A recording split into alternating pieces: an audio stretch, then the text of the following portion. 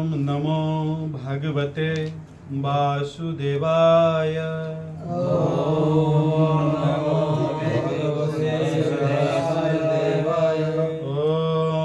नमो भगवते वासुदेवाय। ॐ नमो भगवते वासुदेवाय।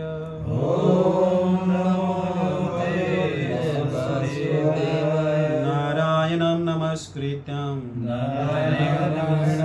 नरं चैव नरोत्तमं देवीं सरस्वतीं व्यासं ततो जयामुदीरये। नष्टप्रायस्व भद्रेषु नित्यं भागवत सेवया भगवते उत्तम श्लोके भक्तिर्भवति नैष्ठकी। कृष्णाय वासुदेवाय देवकी नंदनाय च नंदगोपकुमाराय गोविंदाय नमो नमः। गोविंदाय नमो नमः। गोविंदाय नमो नमः। गोविंदाय नमो नमः।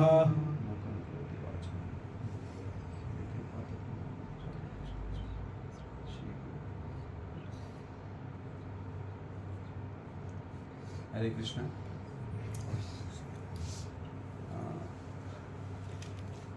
भगवान श्री कृष्णले पनि ज्ञान दिँदाखेरि कुरुक्षेत्र रोज्नुभएको, गोकुलमा जानुभएको थियो। अब तपाईहरुको आशीर्वाद चाहिँ तपाईहरुको सामु बरबराउन सक्नु। सात्विक तात्विक जुन शास्त्र ग्रन्थहरु छ त्यसमाथि बोल्नु मेरो कुनै पनि योग्यता छैन, तर यो प्रामाणिक सम्प्रदायमा रहेको कारणले र आचार्यबिन्दहरुबाट सुनेको वैष्णवहरुबाट जानेको कुराहरुलाई चाहिँ म उहाँहरुकै कुराहरुबाट जति मैले पाएको छु त्योबाट केही कुरा दिने प्रयत्न मात्रै गर्छु। केही गल्ती भए तपाईं आफ्नो सन्तान सम्झेर माफ गर्नु होला। राम्रो लागे तपाईको आफ्नो आशीर्वाद र भगवानको आशीर्वाद सम्झिनु होला। अन्तर्राष्ट्रिय कृष्ण भावनामृत संघ बलराम देशले हाम्रो यो बहराइन भरि रहेका जस्तै भारतबाट, पाकिस्तानबाट, बंगलादेशबाट, नेपालबाट अनिवार्य तरिकाले जसरी हामीले हिन्दू भन्छौँ, विशेष गरी हिन्दू त एउटा हाम्रो नाम राखेको मात्रै हो, सनातनी धर्मावलम्बी भन्छ। उहाँहरूको चाहिँ घर घरमा गएर चाहिँ यो महिना, यो कार्तिक महिनालाई चाहिँ दामोदर महिना अथवा दामोदर यात्रा भनेर मनाउने क्रममा हामी यो G4S को एकोमोडेसनमा आएका छौँ। यसमा 3 भाग छ। पहिलो चाहिँ श्रीमद् भगवत गीताको परिचय र केही एउटा श्लोकमाथि चर्चा गर्नुहुन्छ र त्यसपछि कार्तिक महिनाको केही चर्चा र त्यसपछि दामोदर आरती अथवा दामोदर किन मनाइन्छ भन्ने कुराको चर्चा गरिन्छ। त पहिलो हामीले श्रीमद् भगवत गीताको चर्चा गर्छौँ। वेदहरू 4 वटा रहेको छ, सबैलाई थाहा छ। 4 वटा वेदलाई वेदव्यासजीले विन्यास गरेर अनि कि त्यसलाई समास गरेर उहाँले उपवेदमा पनि बनाउनु भयो। त्यसपछि पुराणहरू लेख्नुभयो, उपपुराणहरू लेख्नुभयो र सबभन्दा नजिक र सरल तरिकाले बुझ्ने भाषामा चाहिँ उपनिषदहरू लेख्नुभयो। उपनिषदहरू हजारौं उपनिषदहरू छ। त्यसमा चाहिँ 108 उपनिषद चाहिँ महत्त्वपूर्ण उपनिषदहरू रहेको छ। त्यसमा पनि 11 वटा उपनिषद चाहिँ अझ राम्रो उपनिषद र त्यसलाई 11 वटा उपनिषद पढेपछि सम्पूर्ण शास्त्रको चाहिँ ज्ञान चाहिँ हामीले सरल तरिकाले प्राप्त गर्न सक्छौँ। श्रीपाद शङ्कराचार्यजीले श्रीमद् भगवत गीतालाई पनि उपनिषद भन्नुभएको छ, गीतो उपनिषद। यो गीतो उपनिषदको बारेमा श्रीपाद शङ्कराचार्यजीले तपाईहरुले पढ्नुभयो भने श्रीमद् भगवत गीताकै महात्म्यमा लेख्नु भएको छ। बडा राम्रो कुरा लेख्नुहुन्छ। उहाँले के भन्नुहुन्छ, यो एउटा भगवत गीता मात्रै पनि पढ्यो भने हामीले समस्त शास्त्रहरू चाहिँ पढेको चाहिँ हामीलाई फल प्राप्ति हुन्छ। कसरी? अब 4 वटा वेद कहाँ खोज्न जाने? पाइएला पनि 4 वटा वेद पढ्ने समय कहाँ छ हामीसँग? ठीक छ, पढिएला पनि 4 वटा वेद बुझ्ने कहीँ। त्यही भएर भगवान स्वयंले भगवत गीताको 15औं अध्यायको 15औं श्लोकमा भन्नुहुन्छ, सर्वस्य चाहम हृदि सन्निविष्टो मत स्मृति ज्ञानम पूर्णं च वेदे सर्वरहेम वेद्यो वेद वेदान्त कृत वेद विदहम चाहम। वेदमा जति कुराहरू उल्लेख छ नि त्यो मैले नै उल्लेख गरेँ। त्यो कुराहरू चाहिँ मैले नै दिएको, त्यही भएर भगवत गीता पढ्ने व्यक्तिले चाहिँ समस्त वेदमा पाएको ज्ञान चाहिँ सरल तरिकाले पाउन सक्दछ। त्यही भएर भगवानले आज र मनोज प्रभुले हामीलाई चाहिँ यो 7औं अध्यायको 19औं श्लोक, बडा महत्त्वपूर्ण श्लोक चाहिँ 7औं अध्याय। भगवत गीतामा 18वटा अध्याय रहेको छ। कतिवटा अध्याय? 18वटा। 18 अध्यायलाई 3 भागमा वर्गीकरण गरिएको छ। पहिलो 6 अध्याय 1 2 3 4 5 6 अध्यायलाई चाहिँ कर्मयोग अथवा कर्मकाण्ड भनेर सम्बोधन गरिएको छ। त्यसमा कर्म कसरी गर्ने, कर्म गर्ने प्रक्रियाहरू के हो र कुन कर्मले हामीलाई बन्धनमा पार्छ र कुन कर्मले हामीलाई मुक्ति दिन्छ, यी कुराहरूको चर्चा गरिएको छ। र 7 देखि 12 अध्यायसम्ममा 7 8 9 10 11 12 सम्ममा चाहिँ भक्ति योगको चर्चा गरिएको छ। भक्ति कसको गर्ने, भक्ति कसरी गर्ने, वास्तवमा भक्ति गर्ने व्यक्तिको लक्षण के हुन्छ र त्यो व्यक्तिले अरू व्यक्तिलाई चाहिँ कसरी व्यवहार गर्छ, यी कुराहरूको चर्चा चाहिँ हामीले 7 देखि 12 अध्यायसम्म पाउँछौँ। भगवान के हो, भगवानको अस्तित्व के हो र वास्तवमा भगवान कृष्ण नै किन हो, यी यस्ता कारणहरू चाहिँ यो 7 देखि 12 अध्यायसम्म चर्चा गरिएको छ। अर्को 13 देखि 18 अध्यायसम्म चाहिँ ज्ञान योगको चर्चा गरिएको छ। कर्मयोग, भक्ति योग, ज्ञान योग, यो 3टा विषयको चर्चा चाहिँ भगवत गीतामा गरिएको छ। ज्ञान भनेको के हो, म को हुँ, म कहाँबाट आएँ, यो शरीर कसरी बन्यो, यो शरीर त्यागेपछि कहाँ जान्छु, यी प्रकारको ज्ञानलाई चाहिँ ज्ञान भन्छ। ज्ञान 2 प्रकारको हुन्छ, आध्यात्मिक पनि र भौतिक पनि। यहाँ चाहिँ आध्यात्मिक ज्ञानको चर्चा गरिएको छ। र यही 7औं अध्याय भनेको चाहिँ भगवानले चाहिँ आफ्नो परम ज्ञान, भगवानले चाहिँ 6औं अध्यायमा चाहिँ ध्यान योगको बारेमा चर्चा गर्नुहुन्छ र अन्तिममा के भन्नुहुन्छ, सर्वोत्तम योगी र पूर्ण योगी को हो त, जो चाहिँ मेरो नाममा अथवा मेरो भजन गर्दछ त्यो व्यक्तिलाई चाहिँ पूर्ण योगी भन्दछ। अनि अर्जुनले प्रश्न गर्नु, प्रश्न के गर्नु भने यदि त्यो प्रकारको योगी हो भने त्यसले अझै पनि के गर्न सक्दछ त भन्ने कुराको चर्चा गर्नको लागि चाहिँ गर्दै जाँदाखेरि 7औं अध्यायमा चाहिँ 19औं श्लोकमा चाहिँ भगवानले चाहिँ महात्माको परिभाषा दिनुहुन्छ। वास्तवमा महात्मा को हो त, महात्मा कसरी प्रक्रिया गराउनुपर्छ अनि महात्मा कसरी हुन्छ त भन्ने कुराको चर्चा चाहिँ गर्नुहुन्छ।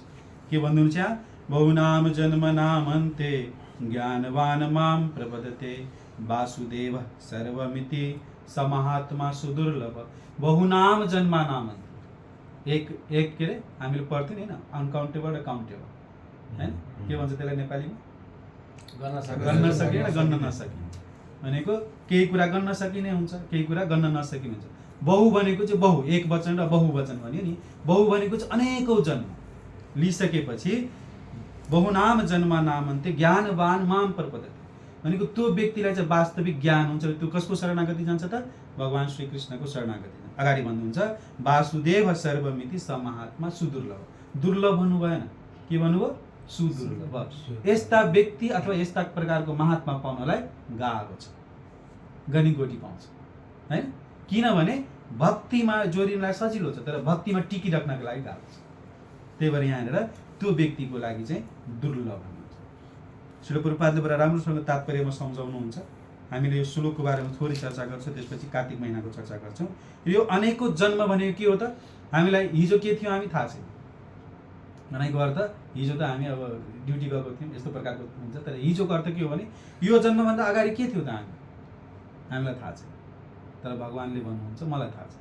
अर्जुनले सोध्नुहुन्छ यो कुरा, अर्जुनले भन्नु के अरे भगवानले भन्नुहुन्छ कि जुन यसले तिमीलाई यो ज्ञान दिइरहेको छु नि मैले लाखौं करोडौं वर्ष पहिला मैले सूर्यदेवलाई दिएको थिएँ।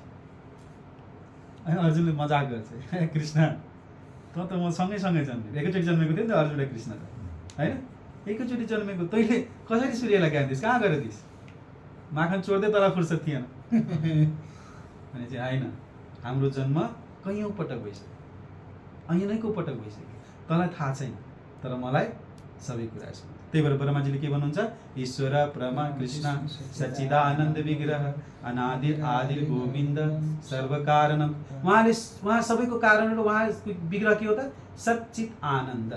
उहाँले हिजो भएको कुरा के हो, भोलि हुने कुरा के छ, उहाँले भविष्य र भूत र वर्तमान सबै थोक जान्नुहुन्छ। यो श्लोकको मूल तात्पर्य भने के हो, महात्मा दुर्लभ हुन्छ। त्यही भएर महात्मा भन्ने प्रयत्न गर्नुपर्छ। महात्मा भन्ने प्रक्रिया के हो त, 4 युगको 4वटा नियम छ। पहिलो युग सत्ययुगमा के गर्थ्यो मान्छेले, ध्यानद्वारा महात्मा बन्थ्यो। त्रेतामा के गर्थ्यो, यज्ञद्वारा बन्थ्यो। द्वापरमा भगवानको अर्चा विग्रहको पूजा गरेर।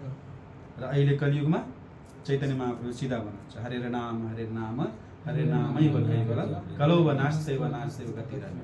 तुलसीदास लेख्नुहुन्छ कलियुग केवल नाम आधार सुमरी सुमरी नर उतरही पार। उतरही पाराको अर्थ के हो? त्यो एउटा नाउ हो अथवा त्यो एउटा बस हो अथवा ट्रेन हो, त्यो जहाज हो। तपाईँ त्यहाँ बस्नुभयो भने त्यो अटोमेटिक तपाईँलाई यो भवसागरबाट पार पार्छ। अब आयो कार्तिक महीना। कार्तिक महीना बडा महत्त्वपूर्ण महीना रहेको छ। जो व्यक्तिले जान्दछ त्यो व्यक्तिले पनि, नजानेको व्यक्तिलाई पनि थाहा छ कार्तिक महिनामा बडा महत्त्वपूर्ण कार्यहरू हुन्छ। के हुन्छ कार्तिक महिनामा? लक्ष्मी पूजा, भाइ पूजा, गाई पूजा, कुकुर पूजा, गोवर्धन पूजा, हैन? यी प्रकारका धेरैवटा पूजाहरू हुन्छ कार्तिक महिना। कार्तिक महिनालाई किन महत्त्वपूर्ण? नर्मल तरिकाले सोचौँ हामी। 4 महिना चाहिँ जो व्यक्तिले शास्त्रीय नियम अनुसार चल्दछ, 4 महिना बडा महत्त्वपूर्ण हुन्छ। साउन, भादो, असोज, कार्तिक। यसलाई चतुर्मास भन्छ। यो मास भनेको के हो त? विशेष गरी वर्षायामको मास हो। वर्षायाममा के गर्छ भने अहिले त अब त्यस्तो प्रवृत्ति छैन। पहिला चाहिँ व्यक्तिहरू आफ्नो गाउँबाट अरू गाउँमा पनि जाँदैन थियो, किनभने आफ्नो खेतीपाती गर्थ्यो, आफ्नो घर परिवारसँग बस्थ्यो, आफ्नो जुन रीतिरिवाज हुन्थ्यो त्यसलाई पालन गर्थ्यो। अब अहिले त हामी त्यस्तोमा छैन।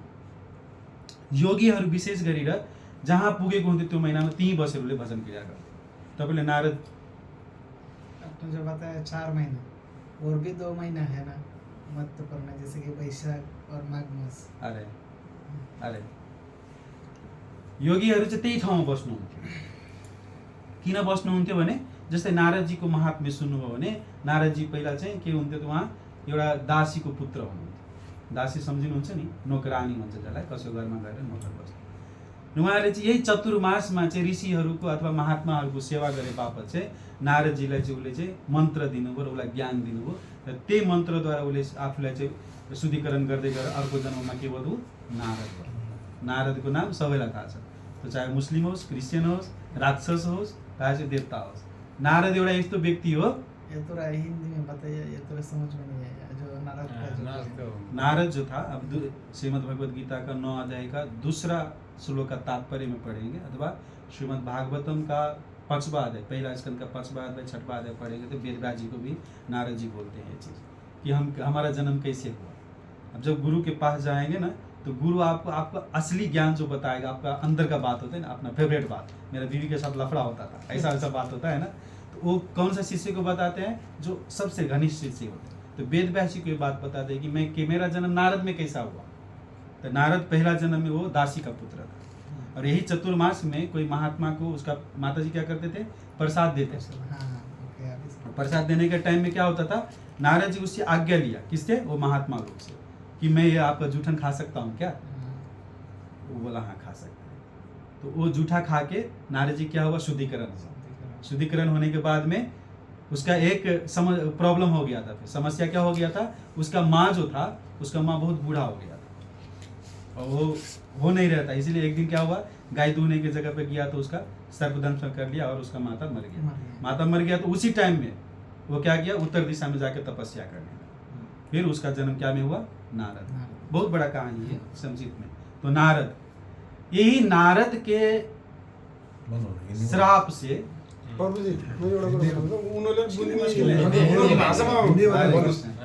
यही नारद के श्राप से ही भगवान दामोदर का लीला दिखा।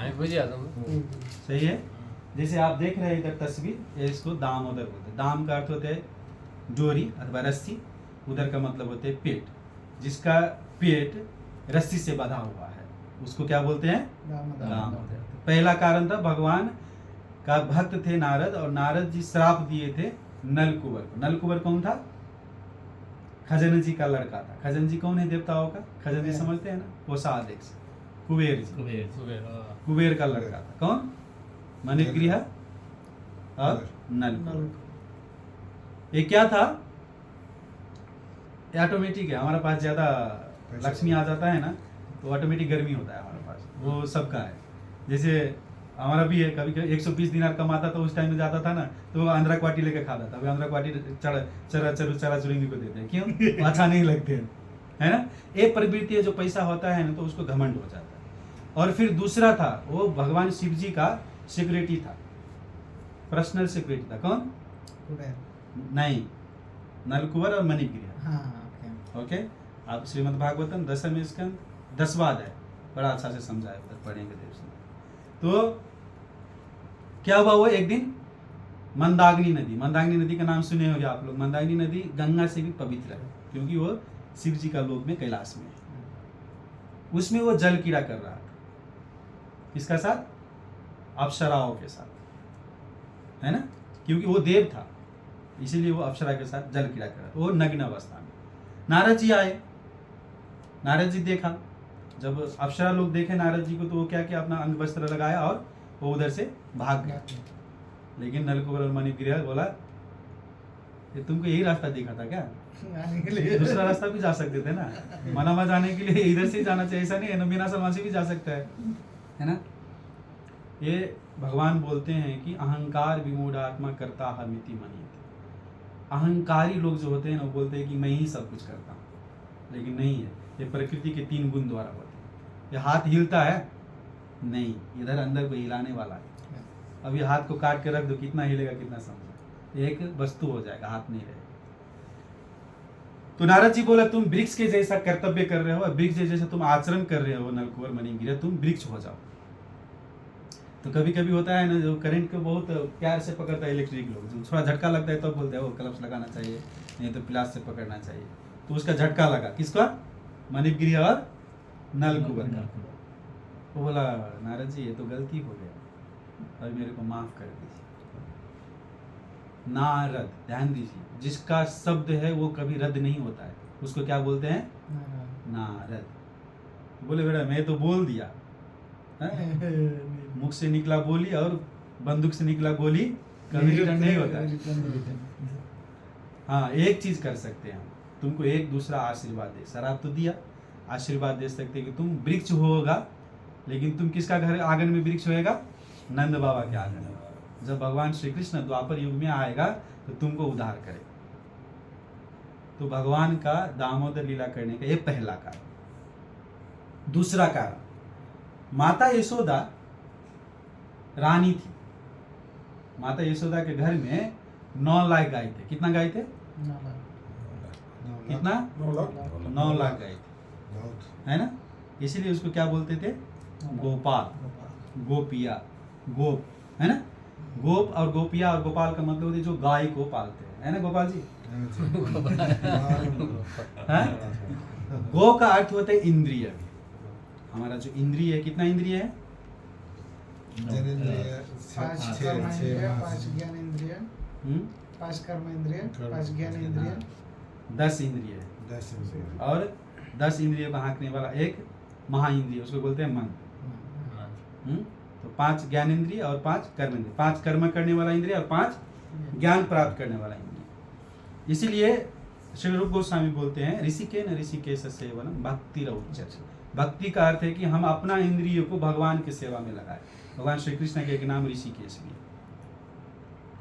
यशोदा माता का अभिलाषा था कि हम कन्हैया को अपना हाथ से माखन खिलाएं, क्योंकि बहुत उल्हाना लेके आते थे गोपिया। बोलते थे मेरा घर में मक्खन खा लेते हैं। मक्खन नहीं ना खाते हैं, बर्तन भी फोड़ देते हैं। बर्तन ही नहीं फोड़ते हैं, वो छोटा छोटा बच्चा को खोल देते हैं और वो जाके दूध पी लेता है, हमको दूध भी नहीं होता है। अनेक प्रकार के कंप्लेंट लेकर आते थे। तो जो एक घटना हुआ दामोदर लीला, ये हुआ दीपावली का दिन, जिसको हम लक्ष्मी पूजा बोलते हैं। दीपावली का दिन क्या होते हैं? साधारणतया जिसका घर में कुछ भी नहीं होता है, नॉर्मली है, वो भी क्या करता है, सुबह उठ के अपना घर द्वार सफाई करता है। अपना जो अच्छा कपड़ा होता है, नया है नया लगाते, नहीं तो धो के पुराना कपड़ा भी लगाते। प्रभु जी इसमें घी आदमी। फिर आज माता यशोदा बहुत सज सबर के तैयारी हो गए, और तैयारी होकर वो अपना मानस पटल में डाले कि आज हम कन्हैया को क्या करेंगे? माखन खिलाएंगे, खुद को बना के। कभी कभी होता है ना, हम बेटा बेटी को किधर डाल देते हैं, हॉस्टल में, नहीं तो किधर डाल देते, तो देखते हैं तो अपना नज़र में देखेगा तो बच्चा को लगता है कि ये खाना ही नहीं खाते ऐसे, है ना। तो आज अपना हाथ से बना के खिलाए। कितना दिन के बाद आए, है ना, बहुत दिनों के बाद आए हैं। तो भगवान सो रहे हैं, माता यशोदा मदानी लेके, जो दही का बर्तन था वो लेके वो मथने के लिए शुरू किया। माता यशोदा का हाथ में पूरा हाथ चूड़ी पहनी हुए है, अच्छा फूल से सारे सबरे गजरा लगाए हुए हैं, अच्छा साड़ी लगाए हुए हैं, और भगवान जो पहले किए थे वो घटना, जैसे सबसे पहले भगवान श्री कृष्ण ने क्या किया, किसको मारा था, पुतना को, बाद में बकासुर, बाद में एवं तरीका सक्टासुर, तीर्णावत, जो जो कहा वो किए थे ना, वो याद कर रहे हैं और हंस रहे हैं माता यशोदा। अरे इतना छोटा बच्चा इतना बड़ा पुतना को कैसे मार दिया, ये सक्टासुर को कैसे उड़ा दिया, हाँ ये तीर्णावत इतना बड़ा बवंडर था उसको कैसे ये मार दिया।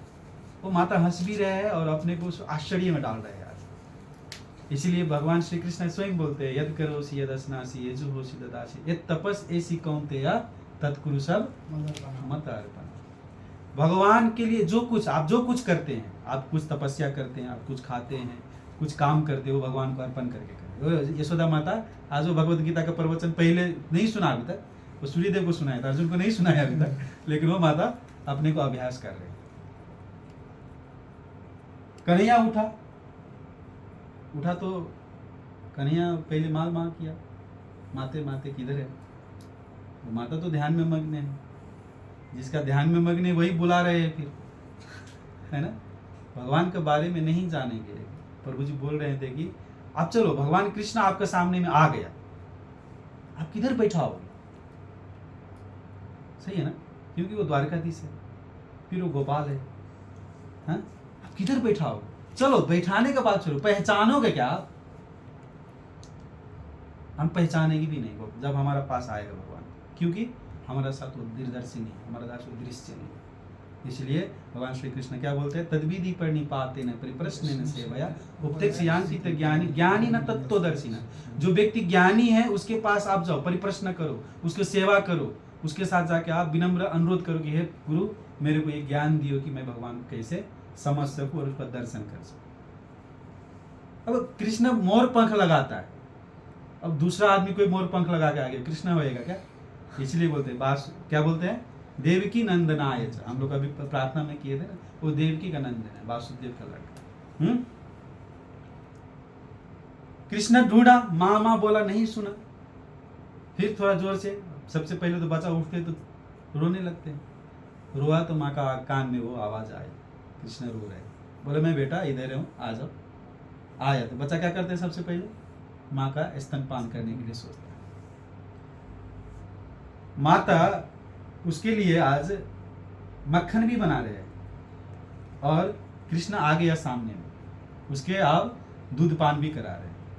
ये दो कार्य तो कर रही थी माता, तीसरा कार्य तो अपना मन से कर रहे, और चौथा कार्य किए थे, जो 9 लाख गाय होते हैं ना, वो गाय में से उसको बहुत अच्छा गाय को 108 गाय को ढूंढ के रखा था, और जो 9 लाख गाय में से जितना दूध होता था वो तो और काम करता था, और कुछ दूध उसको गाय को पिला के रखता था। वो 108 गाय में से एक गाय बहुत अच्छा गाय था, उसको पद्मगंधा बोलते थे, सरल भाषा में हम लोग सूर्य भी बोल सकते हैं उसको। वो गाय को दूध पिलाता था, वही गाय का दूध, पद्मगंधा मतलब क्या होता है, जो पद्म का गंध आता है, पद्म मतलब कमल का पुष्प, वो पुष्प का गंध आने वाला गाय को दूध क्या किया था माता, चूल्हा पे चढ़ाए थे। मनोज प्रभु भी चढ़ा के आए क्या, ध्यान दीजिए।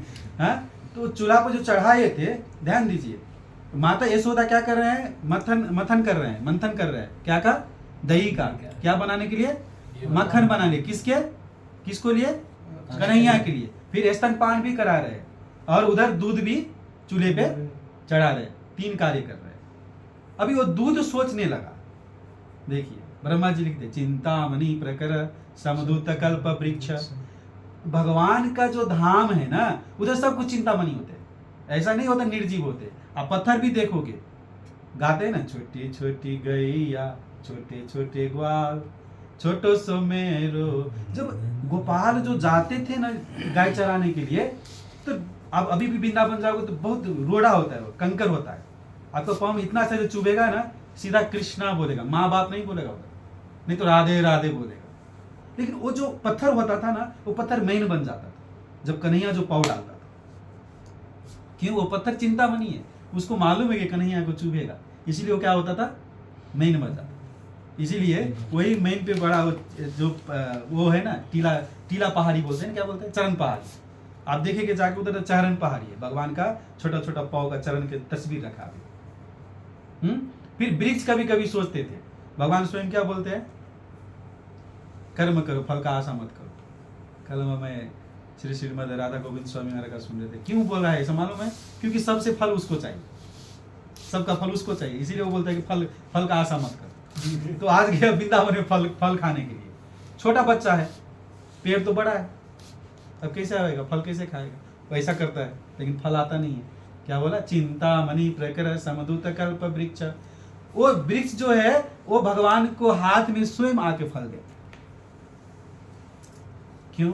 हमारा जीवन जो है, हमारा जीवन जो भगवान के काम में नहीं आएगा ना, इस जीवन का मूल्य नहीं है। हम बहुत पैसा कमा लिए, बहुत समय करते, बहुत कुछ करते, सजिलोसँग बस्नु।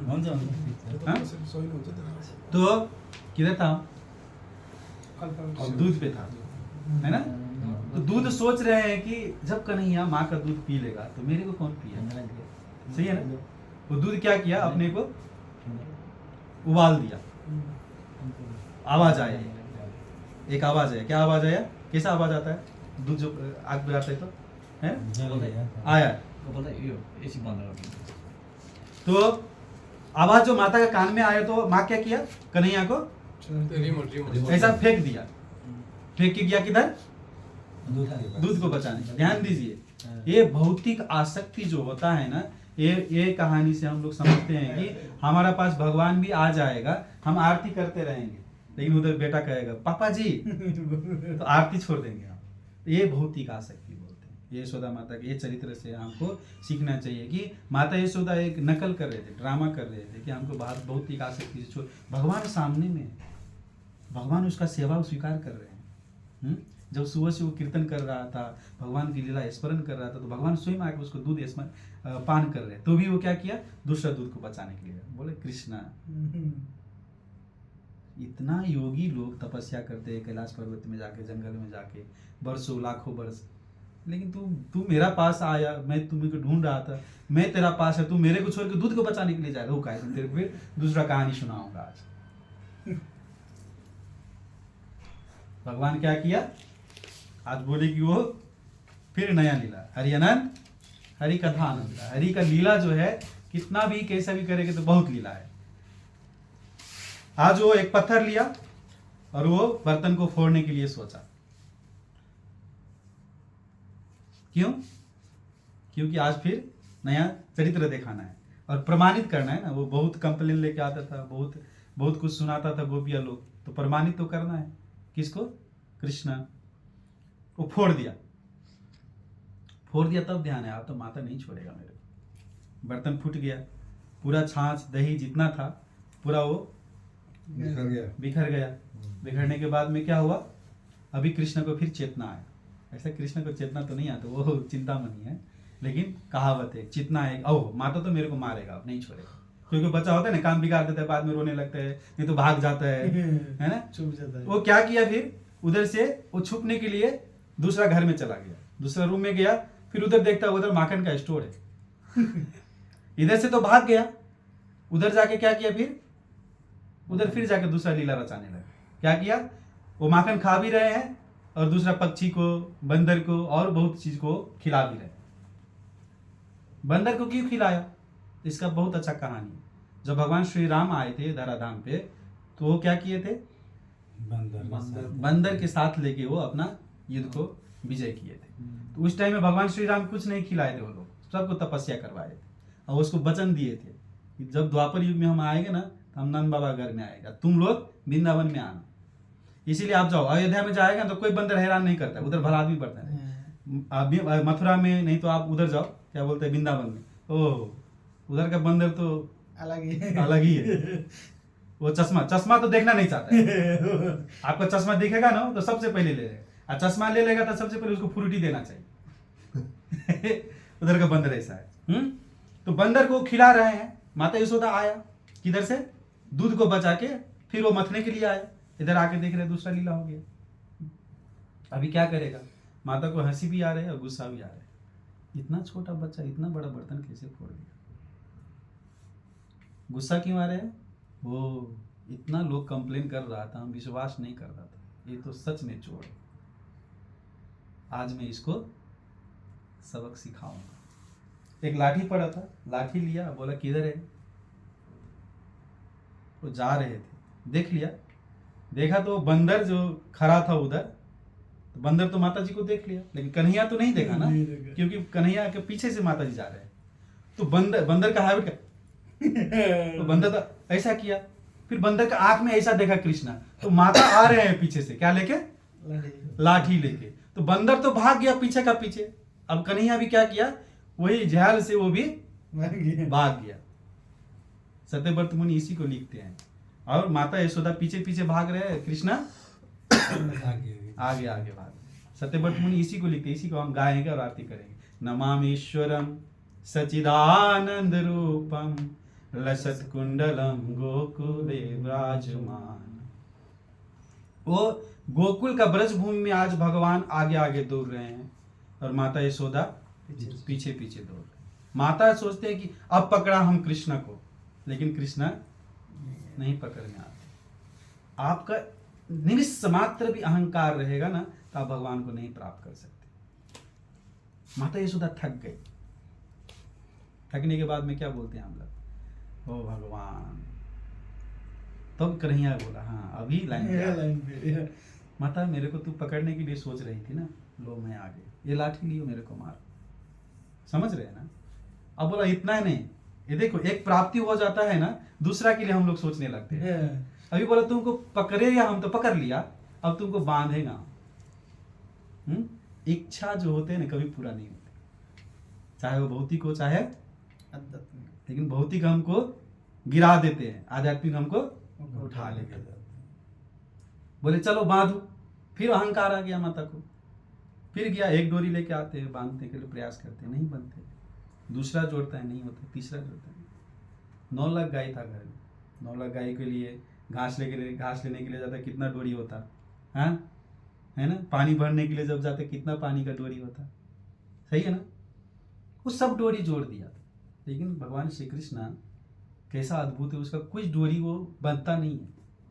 फिर थक गया, एवं तरीका से बहुत लोग को बोला, बाद में फिर माता थक गई, बोले जाओ छोड़ो अब नहीं बांध सकते, थक गया। तो 2 अंगुली कम हो जाता है। तो आचार्य लोग बोलते हैं कि एक हमारा प्रयास और दूसरा भगवान का कृपा होना चाहिए। तो हमारा प्रयास जब सफल होएगा तो भगवान की कृपा हम दिया। तो वो भगवान बोले कि चलो अभी तो थक गया। फिर अभी बोले लो माता डोरी लो, बांध दिया। बांधने के बाद में फिर माता किधर चला गया, अब याद रखिए, तो नारद जी का कहानी याद है नहीं है। किस चीज में बात है? हाँ किस चीज नारद- में? ओखल में नारद जी को कहानी याद है नहीं है, श्राप दिया था किसी को, याद है ना। अभी फिर ये दादा को जोड़ेगा। ये देख रहे हैं आप ये चित्र देख रहे हैं ना, ये ओखल में बांधा माता, क्योंकि ओखल पे चढ़ के ही बंदर को खिला रहा था। हाँ, तो इसीलिए उसको उसी ओखल में बांध दिया। बांधने के बाद में फिर अपना कार्य करने के लिए माता चले गए। अब सजाए तो मिल गया ना। बलराम जी आए, ऐसा ऐसा करता है, कृष्ण को कौन है बांधने वाला। हाँ, कृष्ण कौन बांधा तेरे को। वो मन मन में हंस रहे हैं, और नाम नहीं बोला, बोला अंदर है जाओ देखो। अंदर गया, वो फिर घूम के आया, बोला तुमको पहले बोलना चाहिए था ना, माता यशोदा बांधा मेरे को। हाँ, फिर बोला चलो ये थोड़ा हिम्मत किया, माता जी थोड़ा जोर से भी बोल रहे हैं। लेकिन कभी कभी होते हैं ना, हम जोर से बोलते हैं, जैसे सपना में हमको कुछ हो जाता है तो हम जोर से बोलते हैं, लेकिन आवाज बाहर नहीं आता है। तो बलराम जी का भी ऐसा होता है, वो माता बोलते हैं फुसफुस क्यों कर रहे, तो अच्छा से बोलो। नहीं कन्हैया को क्यों बांधा, अभी पूरा वोल्टेज लो हो गया। बोला ऐसा ऐसे कि इसीलिए बात नहीं, आपको मालूम है ये कन्हैया कौन है। बोला कौन है, ये परब्रह्म भगवान है। अच्छा और तो ऐसा ऐसा बहुत उसका बयान किया बलराम जी को सब कुछ था, मालूम है ना। अच्छा, वो तो कृष्ण तो भगवान है, तू कौन है, तो तुम्हारा भी अपना परिचय दियो। वो बोला मैं शेषनाग है, मैं लक्ष्मण है, मैं ऐसा है। वो माता यशोदा बोलते सबको अवतार लेने के लिए मेरा ही घर मिला था क्या? वो फिर वो लाठी रखा तो वही लाठी उठाया, बलराम जी क्या बोला भैया तुम बंद रहो हम जा रहे हैं। हाँ, फिर गोपिया लोग आए, उसको खोला। लेकिन वो बीच में जो नारद जी का बात आए थे, नलकुवर मणिगृह, तो फिर सबको चला गए। बलराम जी भी चलो भाई आप अपना काम करो, हम अपना करने दो, है ना। वो कभी कभी बोलते हैं ना, हम चले दुनिया चले, है ना, तुम चलो हम जाते हैं। तो भगवान को सोच आया वो नारद जी का कहानी जो था, नारद जी जो श्राप दिए थे, वो अवतार तो नारद जी के ही लिए थे, नारद जी के लिए ही ओखल में बधे थे। तो भगवान जो होते हैं ना, वो कहावत है, भगत के बस में है भगवान।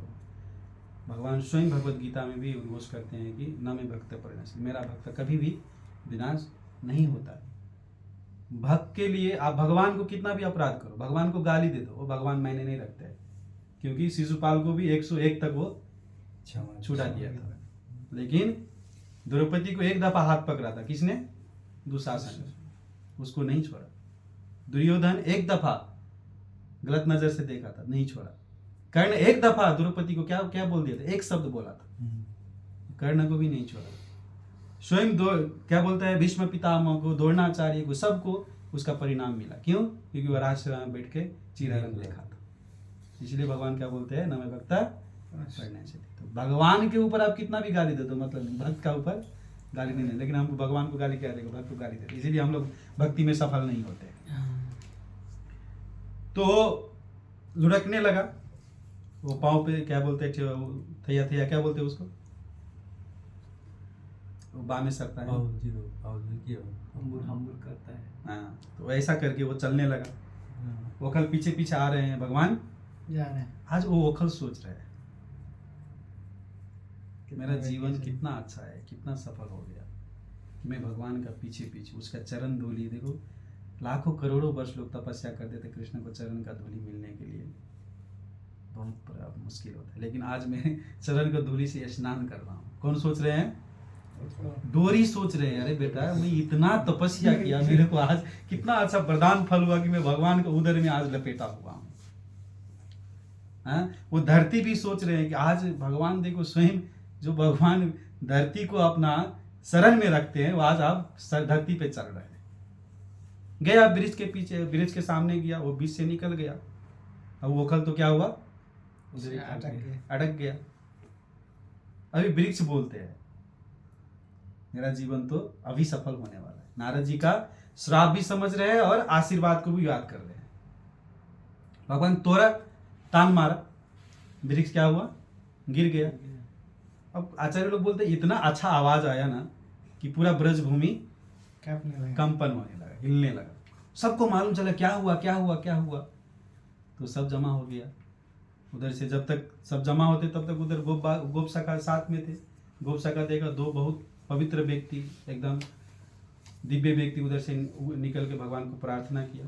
आप लोग श्रीमद् भागवतम 10वें स्कंद पढ़ेंगे तो उधर 27 श्लोक में बहुत अच्छा से नलकुवर मणिग्रह भगवान को तपस्या स्तुति किए हैं। जब वो निकल गया वृक्ष से होनी से, तो वो अपना धाम चले गए।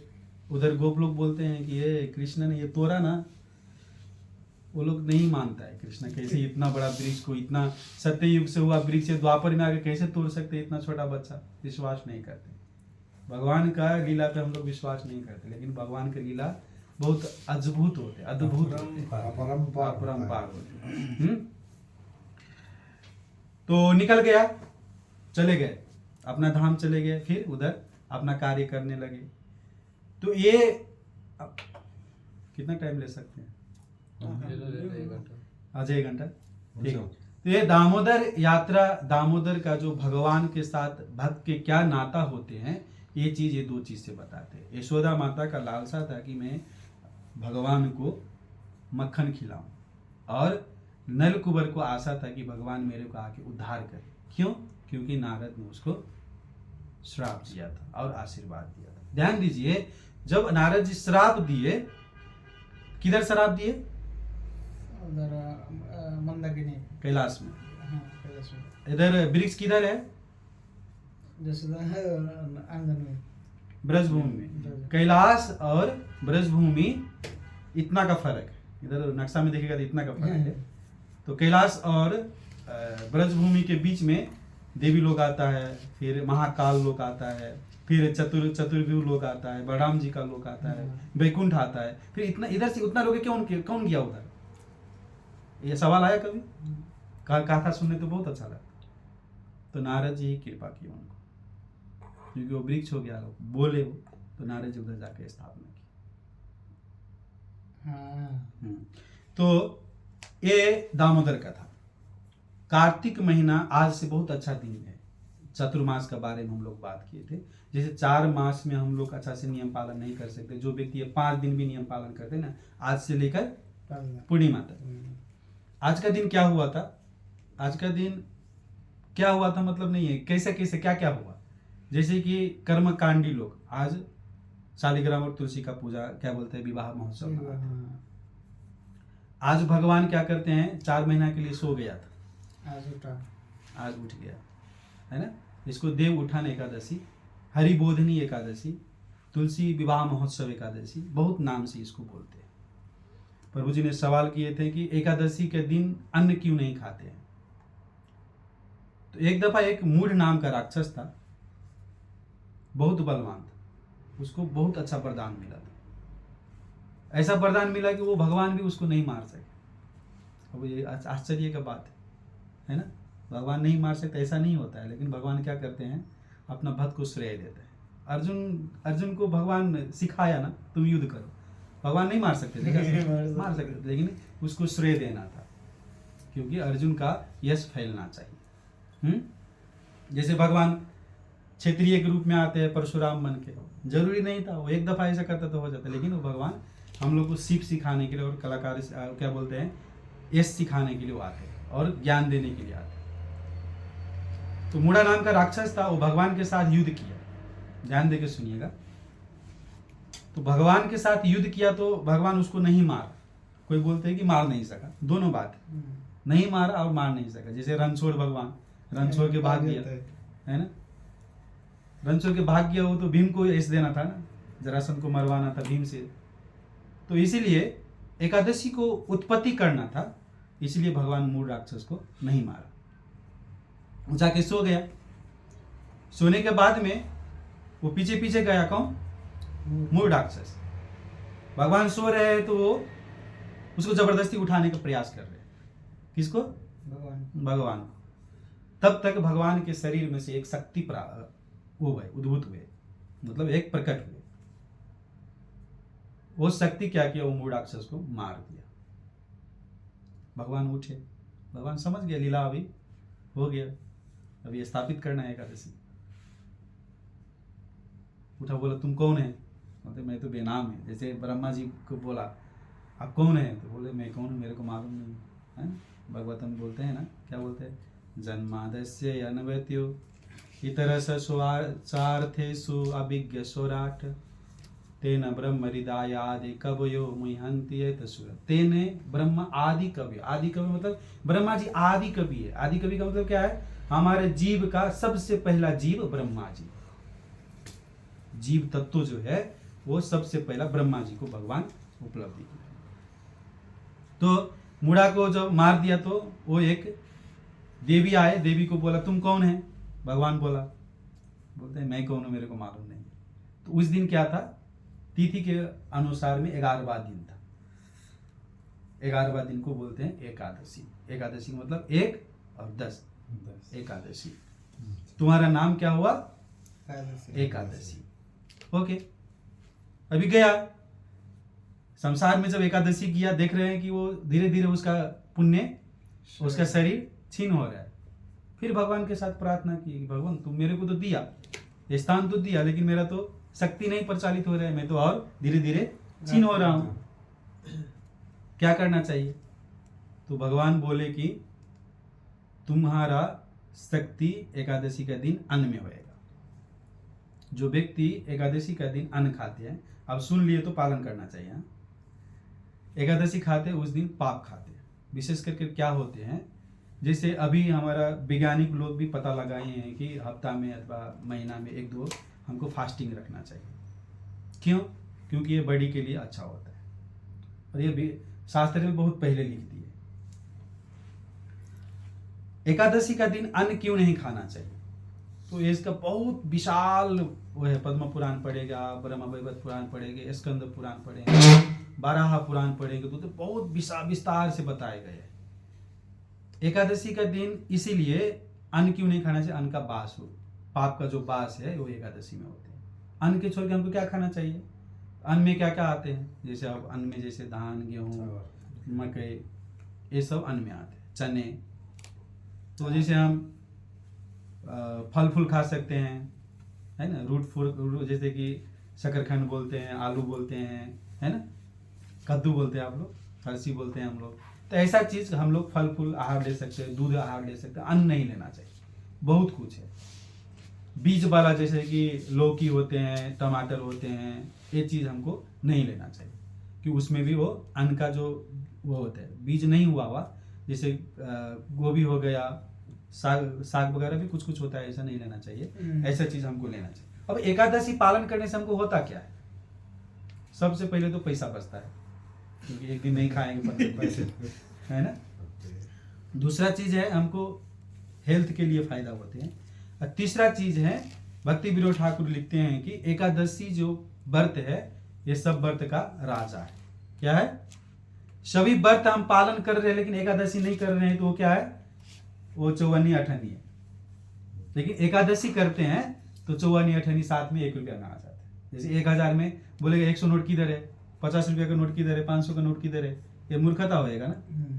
और 500 में बोले कि 1000 का नोट किधर है, तो ये भी मूर्खता होएगा। लेकिन 1000 में सब नोट आ जाते हैं। तो एकादशी राजा व्रत है, एकादशी भगवान का पर्सनली है, और एकादशी जो करते हैं वो भगवान का नजदीक आते हैं। इसलिए सिंपली, इतना बड़ा ज्ञान नहीं है मेरे को, हम जितना सुना है और जितना रखा है उसमें से थोड़ा, एकादशी के दिन अन्न नहीं खाना चाहिए क्योंकि उसमें पाप का वास होता है। दूसरा चीज, हम ये आरती क्यों करते हैं, थोड़ा इस पे चर्चा करके 5-7 मिनट। आरती करने का तरीका है, कार्तिक महीना में घी का दीप जला के भगवान दामोदर का पास दिखाते तो हमको कईयों जन्म का पाप क्षण भर में नष्ट हो जाता है। क्षण भर में मतलब निमिष, हमारे जो आंख जो होते हैं ना, एक दफा जो बंद करते हैं, एक दफा खोलते हैं ना, उतना में होते हैं। फिर बोलेंगे कि हम तो कितना दफा घुमाया, पूरा महीना घुमाते हैं, हमारा पाप नष्ट नहीं होते। तो ये पाप करने का वृत्ति नष्ट होना चाहिए।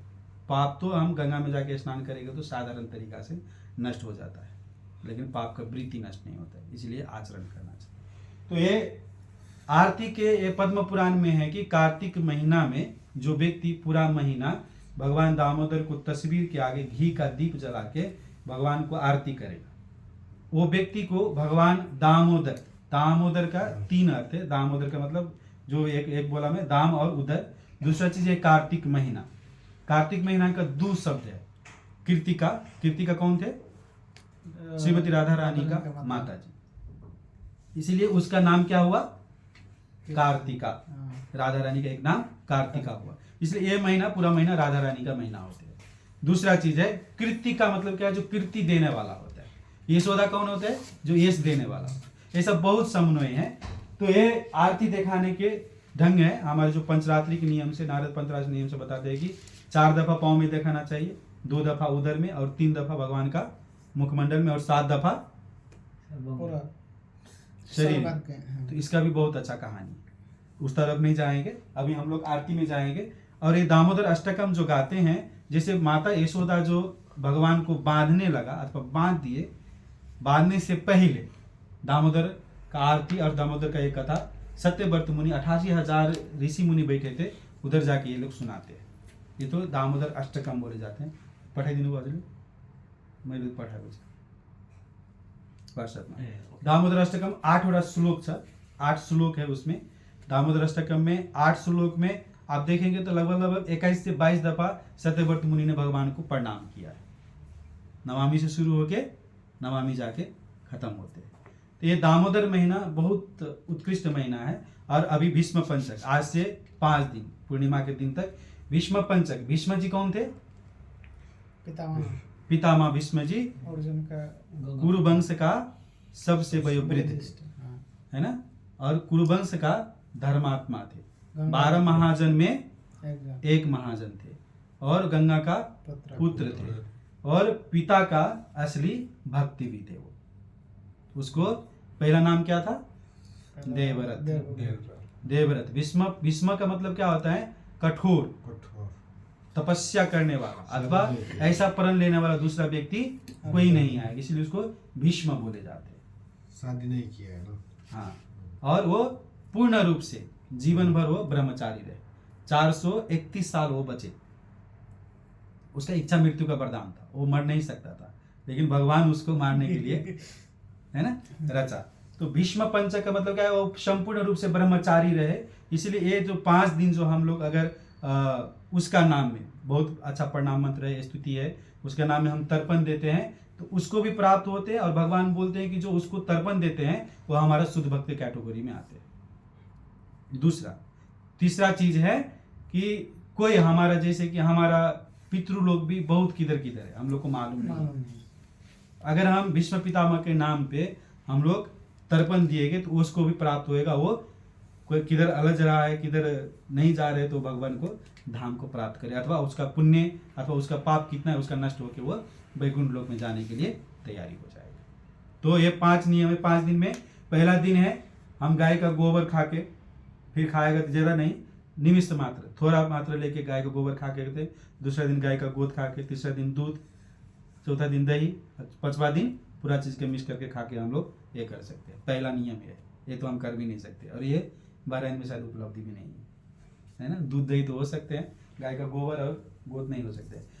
दूसरा चीज़ है फल फूल खा के, जैसे कि प्रभु जी बता रहे थे अनार नहीं खा सकते हैं, तो दाना वाला फल फूल जैसे मेवा हो गया, अम्बा हो गया, ये सब नहीं खाना चाहिए। नॉर्मल सेब हो गया, बनाना हो गया, आलू हो गया, शकरकंद हो गया, ये सब हम लोग खा सकते हैं। तीसरा चीज़ है अगर नहीं होता है तो संध्या नमक डाल के हम लोग खिचड़ी बना के भी खा सकते हैं, नहीं तो हविष अन्न भी खा सकते हैं। ये 4था 5वां लेवल का है। और नहीं होता है तो चलिए सब कुछ खाइए, एक साथ खाइए। दिन में खाते तो रात में मत खाइए, रात में खाते दिन में मत खाइए, ऐसा भी सिस्टम है। तो आप जैसा वो कर सकते हैं, योग्यता है ऐसा आप कर सकते हैं। तो भीष्म पंचक बहुत अच्छा है। इतना अच्छा ज्ञान नहीं है मेरे को, तो भी मैं थोड़ा कुछ बताने के लिए प्रयत्न किए। और ये भगवत गीता, दामोदर लीला और कार्तिक महीना का कुछ ये वर्णन करने के लिए प्रयत्न किए हम। इतना ही है। श्रीमद् भगवत गीता यथारूप की जय, प्रभुपाद की, दामोदर यात्रा महामहोत्सव की जय, गौर प्रेमानंदे। किसी का कुछ संशय